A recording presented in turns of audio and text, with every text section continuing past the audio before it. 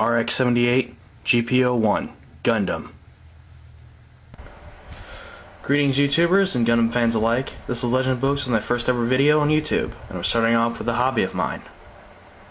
If you check out this side of the box, you can see that the Zephyranthes is number 13 in the high-grade Universal Century of models, and sells for about 1,200 Japanese yen, which converted correctly with today's exchange rates works out to be $14.87 US. If you take a look at the box, you'll see fine line art of the GP01 itself, as well as some specs, and a nice shot of the model professionally painted and photographed. If you scope out the manual, you get a full shot of the GP01 completed, along with its core fighter. It has a basic 4-page layout, including the Gundam and what comes with it, concept and line arts, as well as the directions, the trays that you get, and how to put it together. On the back, you get a color guide, as well as some more shots of the GP01, including the back shot, the core fighter, drawing its beam saber, its machine gun, beam rifle, and shield. First thing you may notice is that my GP01 is actually red. I decided to paint it chiefly because there aren't enough red Gundams, because red is my favorite color. The paint was done with Testor's enamel model paint over a satin-colored spray paint undercoat. If you decide to paint your models, I suggest you use an undercoat or primer first. Starting with articulation, you can see that the shoulder is able to move forward and back on a small polycap joint, as well as rotate 360 degrees. The arm rotates above the shoulder and can rotate 360 degrees. The armor I find is a bit finicky, and you've got to really move it along with the arm to get it to move. The elbow can move 90 degrees, and the hands are on a basic ball joint. It can rotate and wiggle. Now with the waist, you can see that it can rotate, but only as much as the bulky backpack will allow it. The front skirts can move up and down, and are a little bit loose, I find, and they can kind of stick a little bit, but they will move. The side skirts can move up and down, and when pulled out just a little bit, can rotate either forward and back, but I don't recommend you do it too often because the peg in there is a little bit loose. Taking a look at the legs, you can see that they can go forward about this far. You can go back, but will hit the back skirts, which are indeed stationary. The knees can bend about 90 degrees, which is thanks to the large, bulky calf here. The ankles have a pretty good range of motion, especially for a high-grade kit. They can move forward and back really far, in and out, and rotate 360 degrees.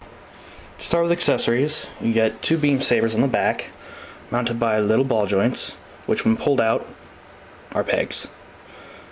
Yeah, instead of just getting a basic beam saber part with a hole in it, like some kits, you get a peg, so no Universal Century Clear Effect parts or any parts from any line are used for these. But you do get the ever so infamous white toothpick beam saber, which you can paint and color if you'd like, but it's really not worth the effort. The next thing you get is the 90mm machine gun, bullpup, which is used in some of the episodes against the GM Custom, and I have detailed it a little bit, add some silver and some gold to it, just a personal touch. You get a separate trigger finger hand, which goes for the machine gun. You also get a beam rifle, the GP series beam rifle, and it comes with a movable scope and a movable handle. And an interesting thing about this beam rifle that no one has ever mentioned is these parts here in the near the foregrip and the barrel is actually to generate a beam saber blade. It's called a GT, and it's used to capture enemy mobile suits' beam sabers, so that the GP01 has the ability and the time to draw its own. It's a pretty cool feature that a lot of people seem to miss. The next thing is the shield, which you will notice is painted red and has some of these stickers added to it, which come from separate kits. And it comes all white, and you get 2 blue stickers for these 2 parts. It has a nice little mounting mechanism here, which can swivel, and either goes into the back of the arm, and you can change it to go to the back if you decide. And the handle, it doesn't seem to want to hold the handle. You can try to bend it or maybe finagle the hand into it, but it's really not worth the effort. Just kind of let it sit on the arm. The final thing is the core fighter. Very nice little blocky piece of plastic which comes unpainted. You do have to touch up, some of the yellow here and paint the canopy. It comes with landing gear and the 2 little beam sabers on the side which don't move. And I decided not to paint it. I just kind of haven't gotten to it yet. But maybe I'll decide to at some point. Some final thoughts.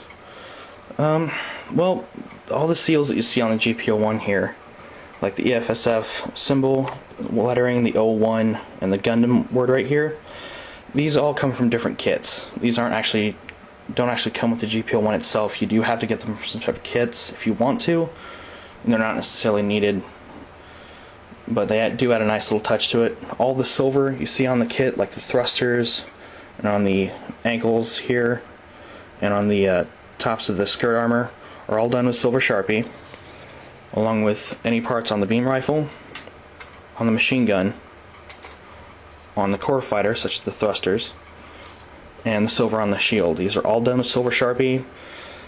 I didn't have any silver paint at the time, and I just figured, hey, it works, and it does. You know, if you'd like to be a professional about it, go for it, get some paint, and do it yourself. Another little mention is the head of the GP01 was a nightmare. By nightmare, I mean ridiculous. You'll notice here that it is completely gutted. This is a polycap that I took from a separate kit. I had to cut up the inside of the neck joint because the polycap neck joint that you get with every Universal Century kit, it was just too loose in the head. I've tried every modification I could with the inside of this helmet here, and it just didn't work. So what I ended up doing was just going on a small polycap, or a small ball joint here, and it allows for the same range of motion, you know, minus the typical chicken head that may come with normal kits. So it is able to move and rotate 360 degrees, just like normal. It's able to look up and down, side to side, and move and all that. But I find it's a lot tighter and doesn't flop around like the, you know, stock neck joint does. The final modification I decided to do was, I was just so frustrated and fed up with the beam sabers that what I did was I examined the peg here, and I found a drill bit just the right size that matches this. Took an old beam effect part from a Destiny kit. I think it's the long beam boomerang blade from the 1/100 no scale Destiny. Drilled a hole in it and just fit it onto the peg. And it may seem a little bit, you know, broad for a Universal Century beam, but I figured, you know, why not? And I found that it really works. It looks really nice. And, you know, it's kind of wide for the Gundam itself. It seems to be a bit over-exaggerated, but, you know, some of the Robot Dynasty kits, like the RX-78 2's figure of that one, has a huge beam saber when it's using the downward slash move. So everyone, that's the end of my first video and first ever Gundam model review. If you like this video, go ahead and give it a thumbs up. If you didn't, get a thumbs down. I like your honesty. I want the feedback. Leave a comment if you'd like, and if you haven't already, subscribe. This is Legend Books, signing off.